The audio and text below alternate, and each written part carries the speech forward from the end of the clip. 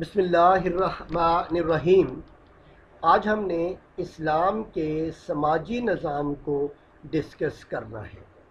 تو سب سے پہلے ہم اس کے انٹروڈکشن کی طرف آتے ہیں۔ تو اللہ تعالیٰ نے تخلیق انسان اول کے بعد پیدائش کے سلسلے کو خاندانی نظام میں تبدیل کیا، اور یہ متناہی سلسلہ قیامت تک کے لیے رائج کر دیا۔ زوجین یعنی میاں بیوی کو خاندانی نظام کی اکائی بلکہ بنیاد قرار دیا، تاکہ انسان دنیا میں وہ مقاصد بروئے کار لائے جس کے لیے اس کی تخلیق ہوئی۔ خاندان کسی بھی قوم کی تعمیر میں خشیت اول کی حیثیت رکھتا ہے۔ خاندان وہ گہوارہ ہے جہاں آنے والے کل کے معمار اور پاسبان پرورش پاتے ہیں۔ خاندان وہ تربیت گاہ ہے جہاں اخلاق و کردار کی قدریں افراد کے دل و دماغ پر نقش ہوتی ہیں، اور یہی نقوش دیر تک قائم رہتے ہیں۔ یہی وجہ ہے اسلام سمیت تمام مذاہب میں گھر اور خاندان کو بہت اہمیت دی گئی ہے۔ اسلام میں گھر اور خاندان کے ماحول کو خوشگوار بنانے کے لیے مجمل نصیحتوں پر اکتفا نہیں کیا گیا، بلکہ اس کے واضح قواعد و ضوابط کا بھی احاطہ کیا گیا ہے۔ خاندانی نظام کے بنیادی عناصر میاں بیوی اور پھر اولاد ہوتے ہیں، لہذا ہم ان کے حقوق اور فرائض جو ہیں اس کو یہاں بیان کریں گے۔ تو ہم سب سے پہلے خاوند کے حقوق کی طرف آتے ہیں۔ تو خاوند کے جو حقوق ہیں ان میں سب سے جو پہلا حق ہے وہ اس کی اطاعت و فرما برداری ہے۔ بیوی پر خاوند کی اطاعت کرنا فرض ہے، یعنی جہاں تک اور جب تک اس کی ہمت اور طاقت ہو وہ خاوند کی فرما برداری کرے۔ کسی بھی حال میں وہ خاوند کی نافرمانی نہ کرے۔ حضرت ابو ہریرہ رضی اللہ تعالی عنہ سے روایت ہے کہ رسول اللہ صلی اللہ علیہ وآلہ وسلم نے فرمایا، اگر عورت روزانہ اپنی 5 نمازیں ادا کرتی ہو اور رمضان کے روزے رکھتی ہو اور اپنی شرمگاہ کی حفاظت کرتی ہو اور اپنے خاوند کی فرما برداری کرتی ہو اور اس حال میں مر جائے تو جنت کے جس دروازے سے چاہے گی داخل ہو جائے گی۔ تو گویا خاوند کی اطاعت و فرما برداری میں رسول اللہ صلی اللہ علیہ وآلہ وسلم نے جنت میں داخلے کو لازم و ملزوم ٹھہرایا ہے۔ دوسرے نمبر پر ہے خاوند کی خدمت۔ بیوی پر واجب ہے کہ وہ خاوند کی خدمت کرے، یعنی اس کے کھانے پینے، کپڑے، سونے جانے آنے جانے میں جو مدد معروف طریقے پر یعنی شریعت کی حدود میں رہتے ہوئے اپنے ماحول اور معاشرے کے معمول کے مطابق وہ کر سکتی ہے کرے۔ ابن تیمیہ رحمہ اللہ نے مجموع الفتاوی میں لکھا ہے، حق بات یہی ہے کہ بیوی پر خاوند کی خدمت کرنا واجب ہے۔ اس کا نیکسٹ جو حقوق ہے وہ شکر گزاری ہے کہ بیوی کا یہ بھی فرض ہے کہ وہ اپنے خاوند کی شکر گزار رہے۔ حضرت عبداللہ بن عباس رضی اللہ تعالی عنہ کی روایت ہے جس میں سورج گرہن اور نماز کسوف یعنی سورج گرہن کے وقت پڑھی جانے والی نماز کا ذکر ہے۔ اس روایت میں رسول اللہ صلی اللہ علیہ وآلہ وسلم نے دوران نماز انہیں دکھائی جانے والی چیزوں کا بیان فرماتے ہوئے ارشاد فرمایا، اور مجھے جہنم دکھائی گئی، پس آج کے منظر سے بڑھ کر خوفناک منظر میں نے پہلے کبھی نہیں دیکھا، اور میں نے دیکھا کہ جہنم میں اکثریت عورتوں کی ہے۔ صحابہ نے پوچھا، اے اللہ کے رسول صلی اللہ علیہ وآلہ وسلم، ایسا کیوں ہے؟ آپ نے فرمایا، بے کفرہن، ان کے کفر کی وجہ سے۔ پوچھا گیا، کیا عورتیں اللہ کا کفر کرتی ہیں؟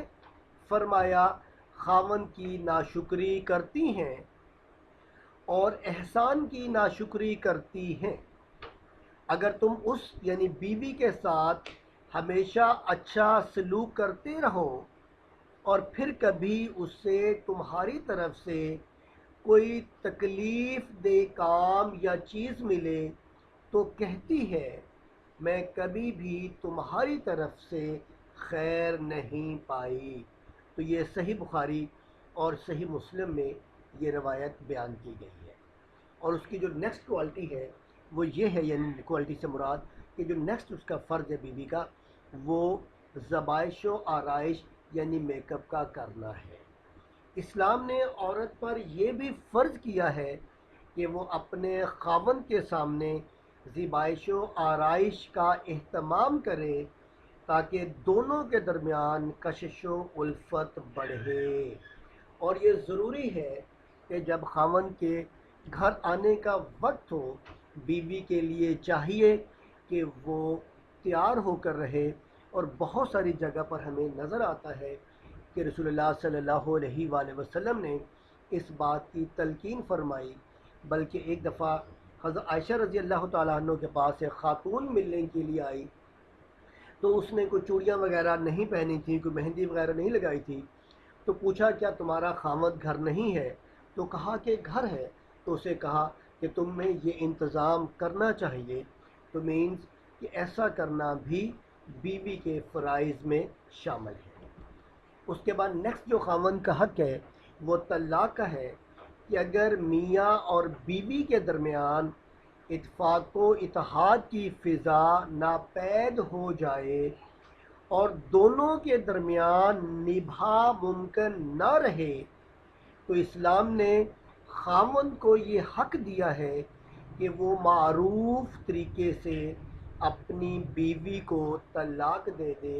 اور اس کا احسن طریقہ یہ ہے کہ وہ منسٹریشن سے جب پاک ہو جائے اسے پھر ایک ڈائیورس دی جائے اور پھر ویٹ کیا جائے نیکسٹ منسٹریشن پیریڈ کے پاک ہونے کا، اس کے بعد پھر دوسری طلاق دی جائے۔ اگر پھر بھی نبھا ممکن نہ رہے تو پھر تیسری طلاق بھی اس طرح سے تھرڈ پیریڈ کے بعد دی جائے۔ تو یہ جو ہے احسن طریقہ ہے، اس طرح سے طلاق دی جائے۔ اس کے علاوہ بیوی کے لیے یعنی یہ بھی ضروری ہے کہ وہ خاوند کے والدین اور رشتہ داروں سے حسن سلوک سے پیش آئے، اپنے اولاد کی بہترین پرورش کرے، اور جب کبھی اس نے گھر سے باہر جانا ہو تو وہ اپنے خاوند کی اجازت لے لے۔ اب ہم اس کے بعد بیویوں کے کچھ حقوق کا تذکرہ کرتے ہیں۔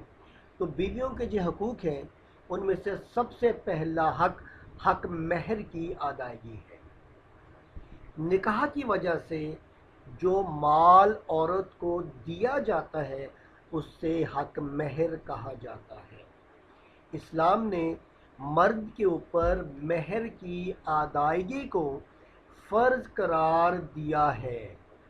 اس پر پوری امت کا بھی اتفاق ہے، اور قرآن مجید اور احادیث میں بھی اس کے بارے میں دلائل ملتے ہیں۔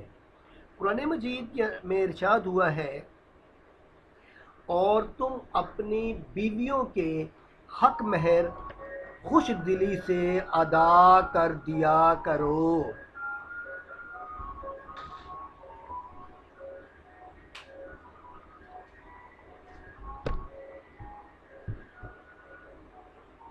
اور اس کے ساتھ ساتھ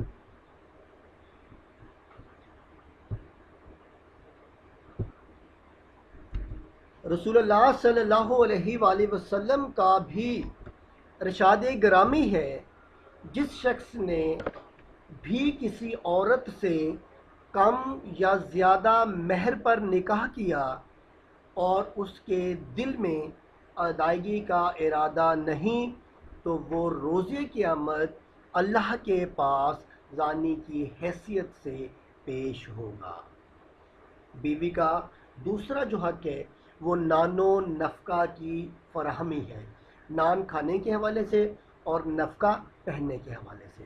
تو خاوند کا یہ بھی فرض ہے کہ وہ اپنے اہل و عیال کے لیے اپنی حیثیت کے مطابق نان و نفقہ کی فراہمی کا احسن انتظام کرے۔ اور اس بارے میں سورۃ البقرہ میں ارشاد ہوا ہے، اور جن کے بچے ہیں کہ ان کے ذمہ متعلقہ عورتوں کا کھانا کپڑا ہے، اور وہ یہ خرچ معروف طریقے سے دیں، مگر کسی پر اس کی وسعت سے زیادہ بوجھ نہ ڈالا جائے۔ اس کے بعد بیوی کا نیکسٹ حق جو ہے وہ حسن سلوک ہے۔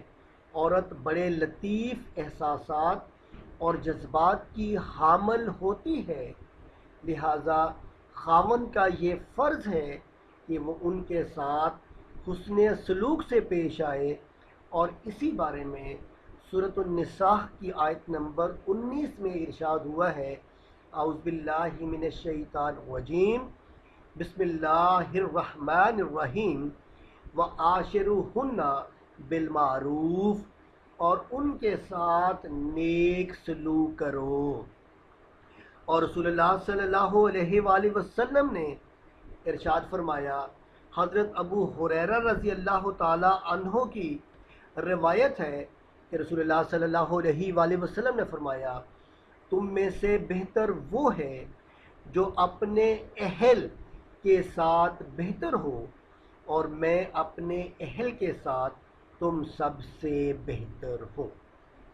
اور خاوند کا نیکسٹ جو فرض ہے وہ عدل و انصاف ہے، یعنی اگر کسی کی ایک سے زیادہ بیویاں ہوں تو ان کو حق حاصل ہے کہ ان کے درمیان عدل و انصاف سے کام لیا جائے۔ اور قرآن مجید میں ارشاد ہوا ہے، سورہ نساء کی آیت نمبر 3 ہے،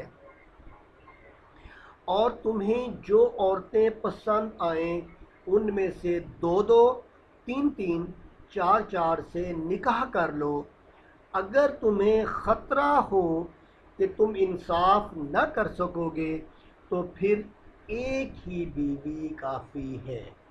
رسول اللہ صلی اللہ علیہ وآلہ وسلم نے خود فرمایا کہ ایسا آدمی جس کی 2 بیویاں ہیں، اگر وہ ان کے درمیان عدل نہیں کرتا تو قیامت کے دن اسے اس طرح اٹھایا جائے گا کہ اس کے جسم کا آدھا حصہ مفلوج ہوگا۔ اس کے بعد بیوی کو جو ہے وہ خلا کا حق حاصل ہے، جیسے خاوند جو ہے وہ اپنی بیوی کو طلاق دے سکتا ہے، اس طرح اگر بیوی خاوند سے خوش نہیں، اس کی مار پیٹ اور شر سے محفوظ نہیں، اور اس کے ساتھ اس کا نباہ ناممکن ہے، تو اسلام نے اسے یہ بھی حق دیا ہے کہ وہ شرعی طریقے سے اس سے خلا حاصل کر سکتی ہے۔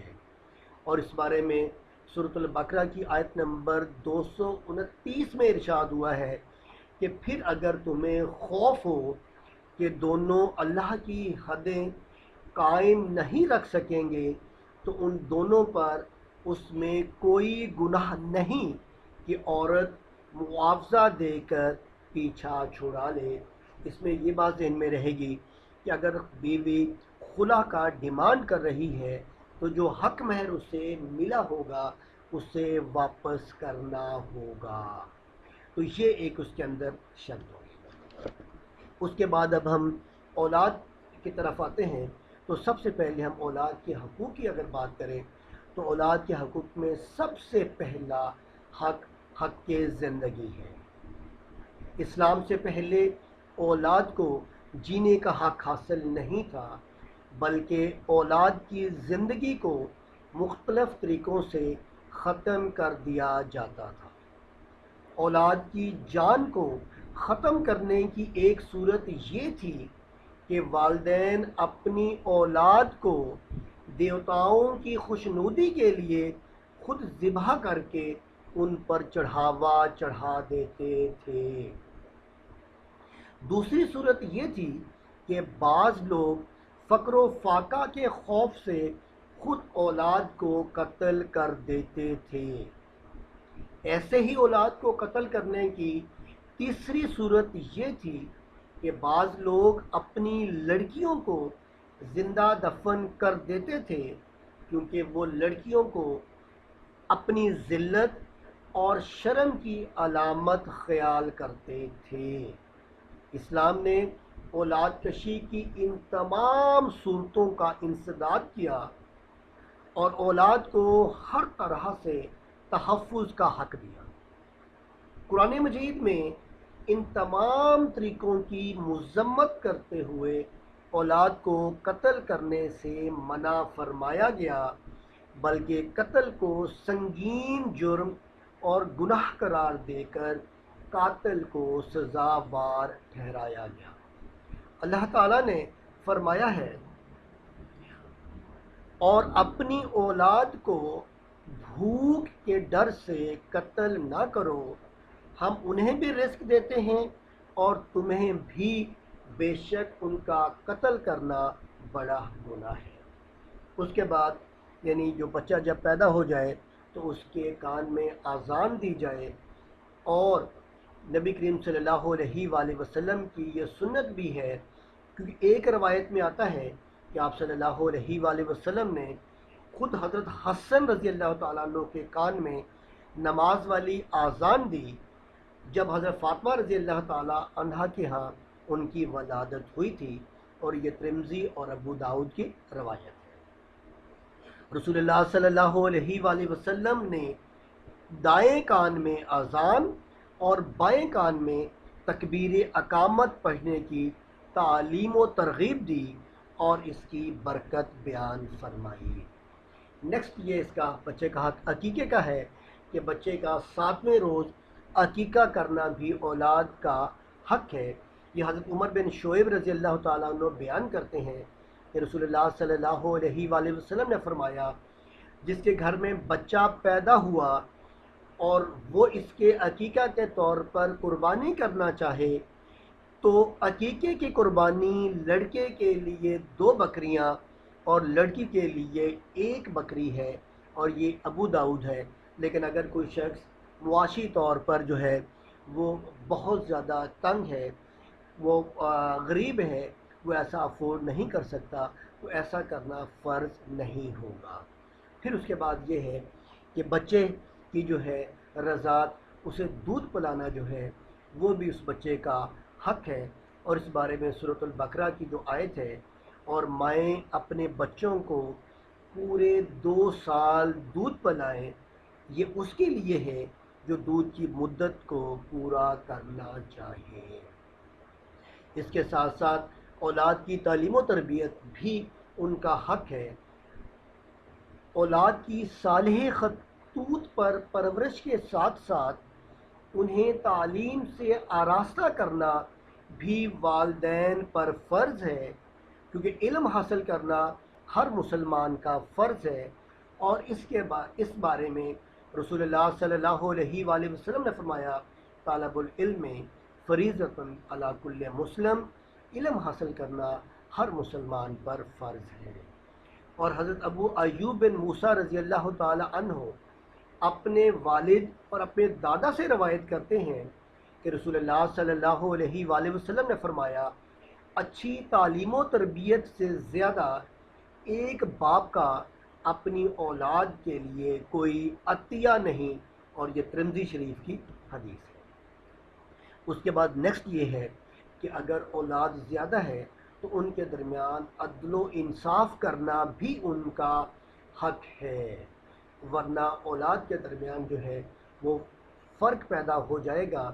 اور صحیحین یعنی بخاری و مسلم میں ایک روایت ملتی ہے جو حضرت نعمان بن بشیر رضی اللہ تعالیٰ عنہ سے ہے کہ ان کے والد بشیر بن سعد رضی اللہ تعالیٰ عنہ نے انہیں ایک غلام ہبہ یعنی گفٹ کیا، اور نبی کریم صلی اللہ علیہ وآلہ وسلم کو یہ بات بتائی تو آپ صلی اللہ علیہ وآلہ وسلم نے پوچھا کیا تم نے ہر بیٹے کو ایک غلام ہبہ کیا ہے؟ بشیر رضی اللہ تعالیٰ عنہ کہنے لگے نہیں۔ آپ صلی اللہ علیہ وسلم نے فرمایا تو پھر اس غلام کو واپس لے لے۔ اور ایک روایت یہ ہے کہ آپ نے فرمایا اللہ سے ڈرو اور اپنی اولاد کے درمیان انصاف کرو، یہ صحیح بخاری کی روایت ہے۔ اور ایک اور روایت جو صحیح بخاری اور مسلم میں ہے وہ یہ ہے کہ تب مجھے گواہ مت بناؤ، میں ظلم پر گواہ نہیں بن سکتا۔ اس کے بعد ہم لوگ جو ہے نیکسٹ بات کرتے ہیں کہ جب بچہ بالغ ہو جائے تو ان کا حق یہ ہے کہ ان کا اچھی جگہ پر نکاح کیا جائے، لیکن نکاح کے لیے اولاد کی مرضی کو بھی سامنے رکھا جائے۔ رسول اللہ صلی اللہ علیہ وآلہ وسلم نے ارشاد فرمایا کہ غیر شادی شدہ عورت کا اور بالغ لڑکی کا نکاح اس کی اجازت کے بغیر نہ کیا جائے۔ اور اس کے بعد پھر اولاد کا ایک اور حق میں حق وراثت بھی ہے کہ والدین جو ہے وہ اپنی اولاد کو کسی کو بھی وراثت کے حق سے محروم نہ کریں، کیونکہ اللہ تعالیٰ نے خود سورہ نساء میں وراثت کی تقسیم کا حکم دیا ہے۔ ارشاد ہوا ہے اللہ تمہاری اولاد کی حق میں تمہیں حکم دیتا ہے کہ ایک مرد کا حصہ دو عورتوں کے برابر ہے۔ اب ہم اس کے بعد والدین کے حقوق کی طرف آتے ہیں جو کہ اولاد کے فرائض ہیں۔ تو ان میں سے سب سے پہلا جو اولاد کا فرض ہے وہ حسن سلوک ہے۔ والدین کے ساتھ حسن سلوک کا جو حکم ہے وہ صرف اسلام میں نہیں بلکہ اس سے پہلے جتنی بھی شریعت گزری ہیں ان میں بھی اس کا حکم ملتا ہے۔ سورۃ البقرہ کی آیت نمبر 83 میں ارشاد ہوا ہے اعوذ باللہ من الشیطان الرجیم بسم اللہ الرحمن الرحیم وَإِذْ أَخَذْنَا مِيثَاقَ بَنِي إِسْرَائِيلَ لَا تَعْبُدُونَ إِلَّا اللَّهَ وَبِالْوَالِدَيْنِ إِحْسَانًا، اور جب ہم نے بنی اسرائیل سے وعدہ لیا کہ اللہ کے سوا کسی کی عبادت نہ کرنا اور ماں باپ سے اچھا سلوک کرنا۔ اور پھر سورۃ الاحقاف میں بھی ارشاد ہوا ہے آیت نمبر 15 میں اعوذ باللہ من الشیطان الرجیم بسم اللہ الرحمن الرحیم وَوَصَّيْنَا الْإِنسَانَ بِوَالِدِهِ إِحْسَانًا، اور ہم نے انسان کو وصیت کی، تاکید کی کہ وہ اپنے والدین کے ساتھ نیک سلوک سے پیش آئے۔ اور ان کا دوسرا جو حق ہے وہ ان کی شکر گزاری ہے، یعنی اللہ کے بعد انسان پر والدین کا احسان سب سے زیادہ ہے۔ انہوں نے اس کی پیدائش، پرورش اور تربیت میں بڑی تکالیف اٹھائی ہیں جن کا تصور بھی وہ نہیں کر سکتا۔ اس لیے اللہ نے اپنی شکر گزاری کے ساتھ ساتھ والدین کی شکر گزاری کا بھی حکم دیا ہے۔ اور سورہ لقمان کی آیت نمبر 14 میں ارشاد ہوا ہے اعوذ باللہ من الشیطان الرجیم بسم اللہ الرحمن الرحیم ان اشکر لی ولوالدیک، میری اور اپنے والدین کی شکر گزاری کرو۔ اور اس کے بعد پھر والدین کا نیکسٹ حق یہ ہے کہ ان کی خدمت کی جائے۔ والدین جو کچھ اپنی اولاد کے لیے کرتے ہیں اور جب وہ بڑھاپے کی عمر کو پہنچ جاتے ہیں، کچھ کرنے کے قابل نہیں رہتے، تو اس کے صلے اور بدلے میں جو کچھ انہوں نے اولاد کے ساتھ کیا ہوتا ہے ان کی زیادہ سے زیادہ خدمت کی جائے۔ اور بڑے سخت الفاظ رسول اللہ صلی اللہ علیہ وآلہ وسلم نے ارشاد فرمائے۔ کیا فرمایا آپ نے کہ ذلیل و خوار ہوا، ذلیل و خوار ہوا، ذلیل و خوار ہوا، 3 دفعہ آپ نے فرمایا۔ جس نے والدین کا بڑھاپا پایا اور ان کی خدمت کر کے جنت میں نہ پہنچ جائے۔ اور پھر نیکسٹ جو ان کا فرض ہے، والدین کی اطاعت و فرما برداری ہے۔ والدین کی حیثیت گھر میں نگران کی ہے۔ اولاد اگر سنجیدگی اور تدبر سے کام لے تو یہ بات واضح ہوتی ہے کہ اللہ تعالیٰ اور اس کے رسول صلی اللہ علیہ وآلہ وسلم کے بعد صحیح معنوں میں قابل احترام اور لائق اطاعت اگر کوئی ہستی ہے تو وہ والدین ہیں۔ والدین کی اطاعت اور فرما برداری بھی عبادت میں داخل ہے، لیکن اگر والدین کوئی ایسا حکم دیں جو شریعت کے خلاف ہو تو ان کی اطاعت کرنا فرض نہیں، لیکن رسپیکٹ کا پہلو پھر بھی نہیں چھوڑا جائے گا۔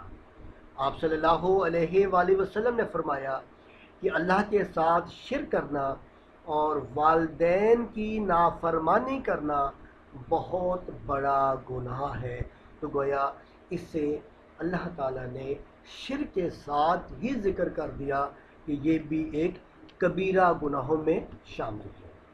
اس کے بعد والدین کا جو نیکسٹ حق ہے وہ دعا ہے کہ اولاد کو چاہیے کہ وہ اپنے والدین کے لیے ہر نماز میں ہر وقت جو ہے دعا کرتے رہیں، اور اس بات کا ذکر جو ہے، اور یہ دعا ہمیں قرآن مجید کے اندر سکھائی گئی ہے۔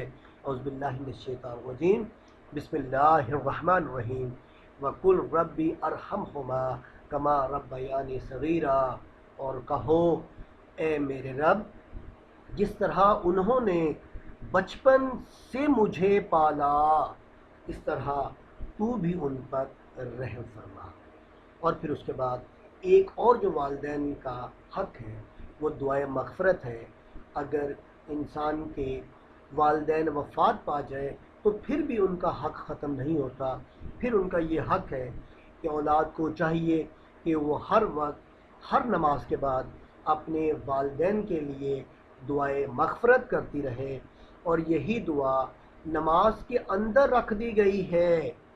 اعوذ باللہ من الشیطان الرجیم، بسم اللہ الرحمن الرحیم، ربنا اغفر لی ولوالدی وللمؤمنین یوم یقوم الحساب، اے ہمارے رب مجھے اور میرے ماں باپ کو اور تمام مسلمانوں کو بخش دے۔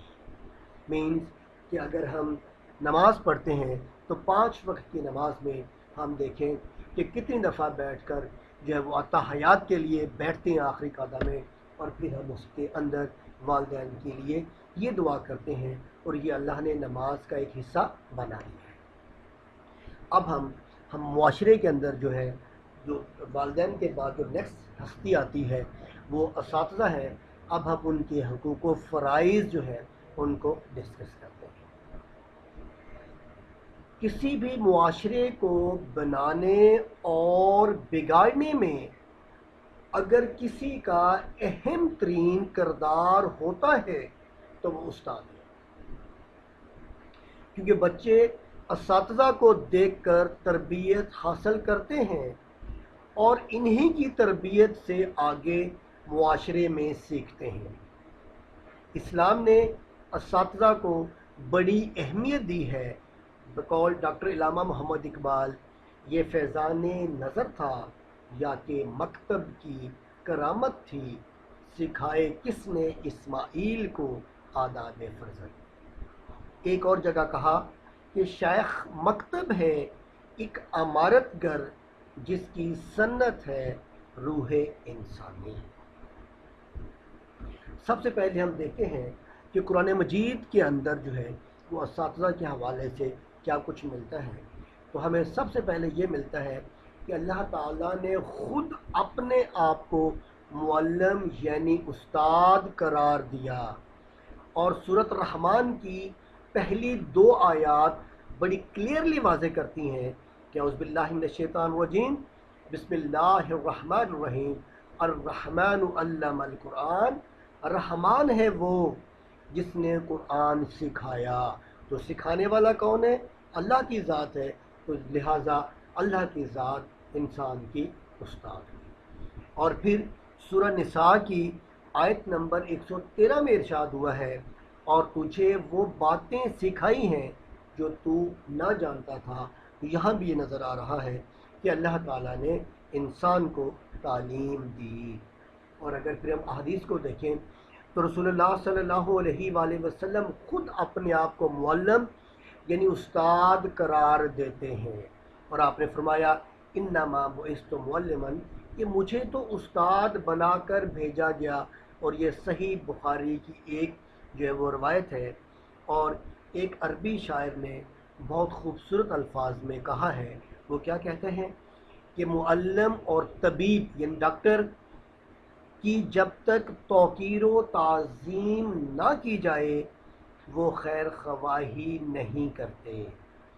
بیمار نے اگر طبیب کی توہین کر دی تو وہ اپنی بیماری پر صبر کرے، اور اگر شاگرد نے اپنے استاد کے ساتھ بدتمیزی کی ہے تو وہ ہمیشہ جاہل ہی رہے گا، اسے کوئی بینیفٹ نہیں ملے گا.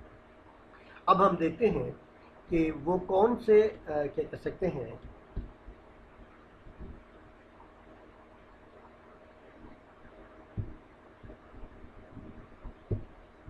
استاد کے حقوق کی طرف اگر ہم لوگ آتے ہیں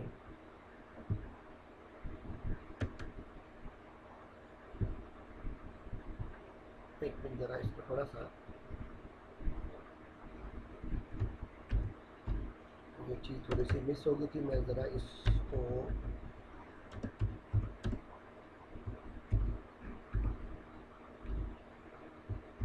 جی.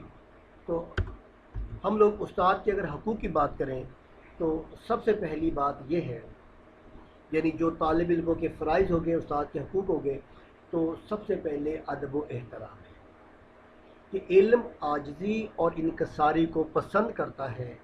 وہ ایسے دل میں ہرگز گھر نہیں کر سکتا جس میں غرور و تکبر ہو.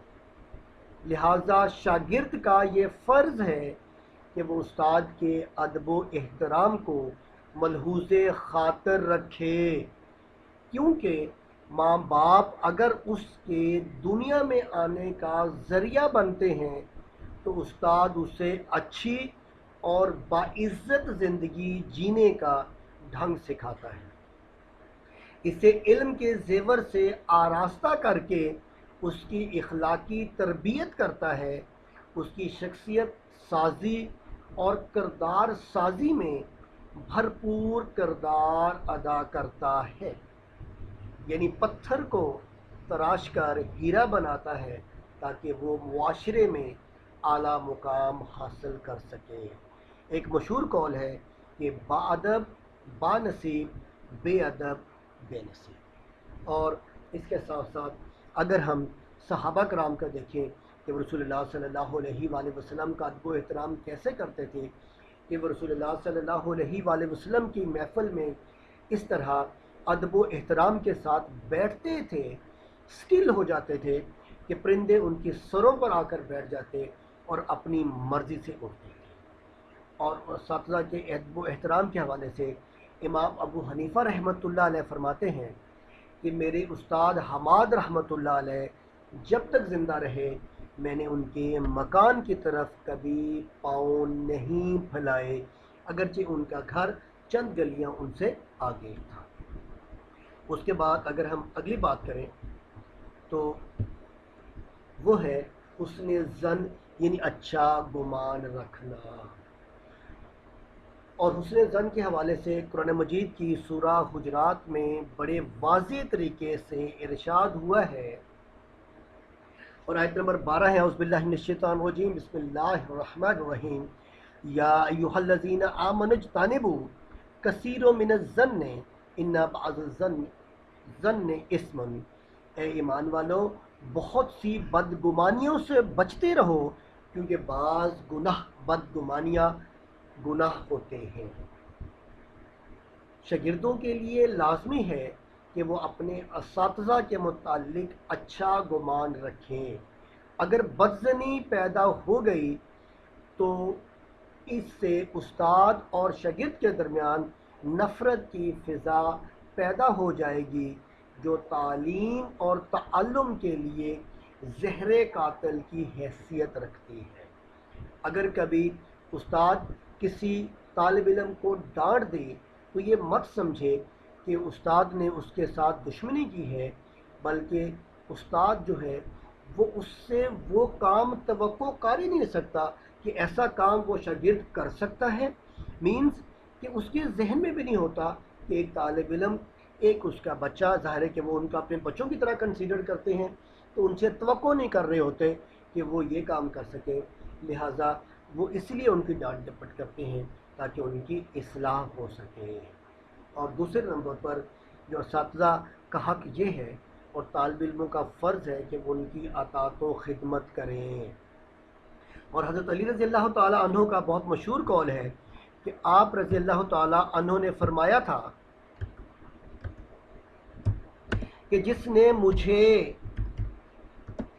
ایک حرف پڑھا دیا میں اس کا غلام ہوں، خواہ وہ مجھے آزاد کرے یا بیچ دے۔ تو مینز کہ اساتذہ کی اطاعت کرنا، ان کو اوبے کرنا جو ہے وہ بہت ضروری ہے۔ ہاں اگر کوئی ایسی بات کہیں جو اسلامی تعلیمات کے منافی ہو تو پھر ہم ان کی اوبے نہیں کریں گے۔ اس کے بعد جو نیکسٹ ہمارے سامنے بات ہے وہ دعائے خیر کرنا ہے۔ شاگردوں کا یہ بھی فرض ہے کہ اگر استاد زندہ ہو تو ان کے لیے، ان کی بہتری کے لیے اللہ تعالیٰ سے دعائے خیر کرتے ہیں۔ اور پھر ایک نیکسٹ جو فرض ہے وہ دعائے مغفرت ہے۔ اگر استاد وفات پا جائے تو پھر شاگردوں کا یہ فرض ہے کہ وہ اس کی مغفرت اور درجات کی بلندی کے لیے بھی دعا کرتے رہیں۔ حضرت امام ابو حنیفہ رحمہ اللہ فرماتے ہیں کہ میں ہر نماز کے بعد اپنے استاد اور اپنے والد کے لیے دعائے مغفرت کرتا ہوں۔ میرا معمول ہے کہ میں ہر اس شخص کے لیے دعائے استغفار کرتا ہوں جس سے میں نے کچھ سیکھا یا جس نے مجھے علم پڑھایا اور سکھایا۔ امام ابو یوسف رحمۃ اللہ علیہ جو امام ابو حنیفہ کے شاگرد تھے، وہ کہتے ہیں کہ کبھی ایسا نہیں ہوا کہ میں نے نماز پڑھی ہو اور اپنے استاد امام ابو حنیفہ رحمہ اللہ علیہ کے لیے دعا نہ مانگی ہو۔ کہ مینز ہمارے جو بزرگان دین ہیں وہ ہمیشہ اپنی اساتذہ کے لیے دعائے خیر کے ساتھ ساتھ ان کی وفات کے بعد دعائے مغفرت بھی کرتے تھے۔ اب ہم آتے ہیں کہ اس اساتذہ کے کچھ فرائض بھی ہیں، اور وہ فرائض کیا ہیں؟ سب سے پہلی بات یہ ہے کہ اساتذہ کا پہلا فرض یہ ہے کہ ان کے اندر اسٹوڈنٹ کے بارے میں احساس ذمہ داری ہو۔ نبی کریم صلی اللہ علیہ وآلہ وسلم کی ایک حدیث ہے، عن ابن عمر رضی اللہ عنہما عن نبی صلی اللہ علیہ وآلہ وسلم انہو قال الا کلکم رعین وکلکم مسئول عن رعیتہ۔ صحیح مسلم کی یہ روایت ہے کہ حضرت ابن عمر رضی اللہ تعالیٰ عنہ نبی کریم سے روایت کرتے ہیں، آپ صلی اللہ علیہ وسلم نے فرمایا تم میں سے ہر شخص حاکم ہے اور ہر ایک سے اس کی رعیت کے بارے میں سوال ہوگا۔ حاکم سے مراد منتظم، نگران کا، محافظ، یعنی جس کے پاس جو ڈیوٹی ہوگی، وہ جو اس کے سب آرڈینیٹ ہوں گے، جو اسے انڈر ہوں گے، وہ جو ہے وہ کیا کہہ سکتا ہے کہ وہ حاکم کہلائے گا۔ تو چونکہ اساتذہ کے انڈر بہت سارے اسٹوڈنٹ ہوتے ہیں، وہ ان کو پڑھاتا ہے، ان کی تربیت کرتا ہے، ان کے اندر احساس ذمہ داری ہونی چاہیے، ورنہ قیامت کے دن اللہ تعالیٰ کے سامنے وہ جواب دہ ہوں گے کہ انہوں نے اپنے طلباء کی کس نہج پر جو ہے وہ پرورش کی تھی۔ اور اس کے بعد استاد کا دوسرا جو سب سے اہم ترین فرض ہے کہ اسے اپنے سبجیکٹ پر کمانڈ ہو، وہ مسلسل پڑھتا رہے تاکہ اپنے علم میں اضافہ کرتا رہے۔ اگر جو طالب علموں سے استاد کا جو ہے وہ کیا کہہ سکتے ہیں علم کم ہوا تو وہ کسی بھی صورت میں اپنے طالب علم کو سیٹسفائی نہیں کر سکے گا اور تعلم و تعلیم کا سلسلے کا کوئی فائدہ نہیں ہو سکے گا۔ لہٰذا اس کے لیے ضروری ہے کہ وہ اپنے سبجیکٹ کو ریوائیو کرتا رہے، مختلف پہلو سے اس کو پڑھتا رہے۔ اور اگلی بات یہ ہے کہ استاد کے لیے یہ ضروری ہے کہ اس سے طلباء کی نفسیات، ان کی سائیکی کا پتہ ہو، اس کو پتہ ہو کہ طالب علموں کا لیول کون سا ہے، وہ طلباء کے لیول پہ آ کر پڑھائے، کیونکہ پڑھانے کا مقصد یہ نہیں ہوتا کہ استاد آ کر طالب علموں کے سامنے اپنی قابلیت اور علم کا روب جھاڑے، ایسے الفاظ کا استعمال کرے کہ جو طلباء کے سمجھ سے باہر ہوں اور لیکچر ان کے سر سے گزر جائے تو اس کا کوئی فائدہ نہیں ہوگا۔ لہٰذا ان کے لیے ضروری ہے کہ وہ بچوں کی نفسیات کو دیکھ کر، بچوں کی مینٹیلٹی لیول کو دیکھ کر جو ہے وہ پڑھائے، اور اس طرح بچوں کے دل میں اس استاد کی عزت بھی ہوگی، رسپیکٹ بھی ہوگی، اور وہ آرام سے علم بھی حاصل کر سکیں گے۔ اور اس کے بعد استاد کا ایک بہت بڑا فرض کہ اس کے قول اور فعل میں ہم آہنگی، مطابقت پائی جائے، ورنہ طلباء کبھی بھی اس کو اوبے نہیں کریں گے۔ اور قرآن نے تو خود اس کے بارے میں فرما دیا ہے، اعوذ باللہ من الشیطان الرجیم، بسم اللہ الرحمن الرحیم، یا ایھا الذین آمنوا لما تقولون ما لا تفعلون، اے ایمان والو تم وہ کیوں کہتے ہو جو خود نہیں کرتے۔ اگر استاد جو ہے کلاس میں آ کر بچوں کو بہت ساری باتیں بتا رہا ہو، لیکن جب وہ کلاس سے باہر نکلے اور وہ خود اس سے اپوزٹ عمل کرے گا، اور طلباء ظاہر ہے کہ اسٹوڈنٹ ٹیچر ایک ایسی ہستی ہے جو ہر وقت ہر جگہ پر مانیٹر کیا جاتا ہے، گلی میں، محلے میں، بازار میں، کہیں نہ کہیں اس کے اسٹوڈنٹ اس کو مل جاتے ہیں جو اسے بڑے مائنوٹلی جو ہے اس کو مانیٹر کر رہے ہوتے ہیں۔ اگر کہیں استاد کے قول اور فعل میں تضاد آ گیا تو طلباء کبھی بھی اس سے کچھ نہیں سیکھ سکیں گے۔ اور اگلی بات جو بہت اہم ہے کہ ٹیچرز کے لیے یہ لازمی ہے، یہ فرض ہے کہ وہ وقت کا پابند ہو اور اپنے ٹائم پر لیکچر میں آئے اور ٹائم کے اندر ہی لیکچر کو ختم کرے۔ ایسا نہ ہو کہ وہ بہت لیٹ آئے، جب لیٹ پہنچے گا تو اس کا نتیجہ کیا نکلے گا کہ وہ اپنے لیکچر کو مکمل طریقے سے ادا نہیں کر سکے گا، پھر وہ جلدی جلدی تیزی کے ساتھ کیا کرے گا، اس لیکچر کو ختم کر دے گا، اسٹوڈنٹ کو سمجھ میں نہیں آئے گا۔ اور وہ لوگ، اور ایک بات اور بھی ہے کہ جو ٹیچر وقت کے پابند نہیں ہوتے اور طلباء محسوس کرتے ہیں کہ انہیں تعلیم میں کوئی دلچسپی نہیں، لہٰذا نہ وہ ان کی عزت کریں گے اور ٹیچر کی بے قاعدگی کی وجہ سے اپنی تعلیم میں بھی دلچسپی کم کر دیں گے، جو نہ صرف ان کے لیے بلکہ پوری قوم کے لیے نقصان دہ عمل ہوگا۔ لہٰذا ٹیچر کے لیے وقت کا پابند ہونا بہت ضروری ہے۔ اس کے بعد اگلی بات یہ ہے کہ ٹیچرز کو یہ بھی بہت اہم فرض ہے کہ تمام طالب علموں کے درمیان عدل کا رویہ اختیار کرنا چاہیے۔ ٹیچرز کے نزدیک تمام طالب علم برابر ہونے چاہیے، امارت، غربت، برادری، مسلک، علاقہ، زبان، رنگ اور نسل کی بنیاد پر کسی بھی طالب علم کے ساتھ امتیازی سلوک نہیں کرنا چاہیے، ورنہ اس استاد کے خلاف دوسرے طلباء کے دل میں نفرت کی لہر پیدا ہو جائے گی اور طلباء کی شخصیت پر بھی بہت برا اثر پڑے گا۔ اور اگلی بات میرے نزدیک میں اسے نمبر 1 کہنا چاہوں گا کہ استاد کے اندر صبر و تحمل ہونا چاہیے، اسے صبر و تحمل کا پیکر ہونا چاہیے، کیونکہ بعض اوقات ایسے حالات پیش آ جاتے ہیں کہ طلباء ٹیچر سے ایسی بات کہہ دیتے ہیں جو ان کے مزاج اور تربیت کے برعکس ہوتی ہے۔ اس وقت استاد کو چاہیے کہ خندہ پیشانی کے ساتھ برداشت کا مظاہرہ کرے، اپنی عمر اور طلباء کی عمر اور ان کی مینٹیلٹی لیول کو سامنے رکھے، ریٹیلیشن نہ کر دے، فوری بدلہ نہ لے، نہ بدلہ لینے کے بارے میں سوچے۔ یہ سوچ لے کہ بچوں کی ایک ایج ہے اور استاد کی ایج کم از کم ان سے 2 سے 3 گنا تو زیادہ ہوتی ہے۔ یہ کیسے ممکن ہے کہ ایک بچہ اور ایک ٹیچر جن کی ایج میں بہت زیادہ، میچورٹی میں بہت زیادہ فرق ہوتا ہے، ان کی تھنکنگ پاور کیسے برابر ہو سکتی ہے؟ لہٰذا ضروری ہوتا ہے کہ ان حالات کے اندر کبھی ایسے حالات ہو جائیں تو ان کو چاہیے کہ وہ پیشنس کا مظاہرہ کریں۔ میں اگر ایک چھوٹی سی ایگزامپل آپ کو دوں تو اس سے ایک وقت مجھے یاد آیا کہ میرے اپنے سابقہ انسٹیٹیوشن کے اندر ایک دفعہ ایک طالب علم جو ہے وہ ایک دفعہ میں نے اس کے بارے میں کوئی ایسا سلسلہ تھا کہ مجھے وہ کمپلین کرنی پڑی۔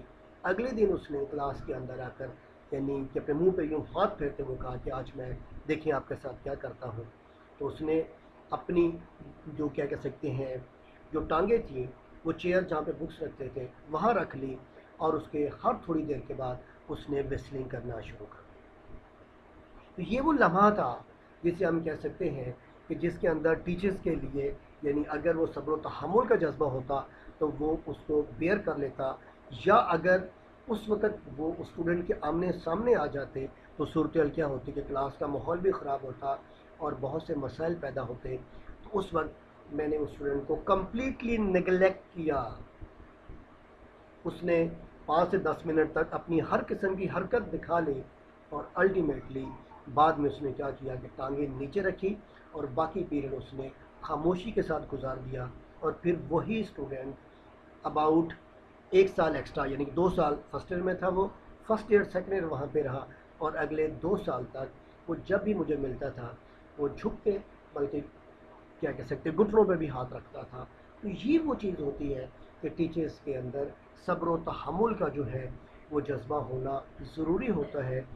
ابھی بھی بعض وقت ایسے حالات ہو جاتے ہیں کہ اسٹوڈنٹ بہت ساری باتیں کہہ دیتے ہیں، تو بینگ اے ٹیچر ہمیں چاہیے کہ ہم ان کی ہر بات کو نگلیکٹ کریں، ہاں لیکن جہاں پہ اخلاقیات کی بات آ رہی ہو، جہاں پہ ان کی تربیت کا معاملہ آ رہا ہو تو وہاں پہ ٹیچر کبھی بھی نگلیکٹ نہ کرے بلکہ ان کی تربیت اور اصلاح کرے۔ اور ایک کوشش کی جائے کہ ایسی تربیت اور اصلاح کے لیے اگر آپ اسے علیحدگی میں سمجھا دیں گے تو وہ زیادہ بہتر ہو جائے گا، اسٹوڈنٹ اسے آسانی سے سمجھ جائے گا۔ چلیے جی، ہمارا یہ والا کوشچن جو ہے آج کافی بڑا تھا، ختم ہو گیا۔ کوشچن بھی اگر آپ لوگوں کے ذہن میں ہوں گے تو آپ مجھ سے اس کے بارے میں ڈسکس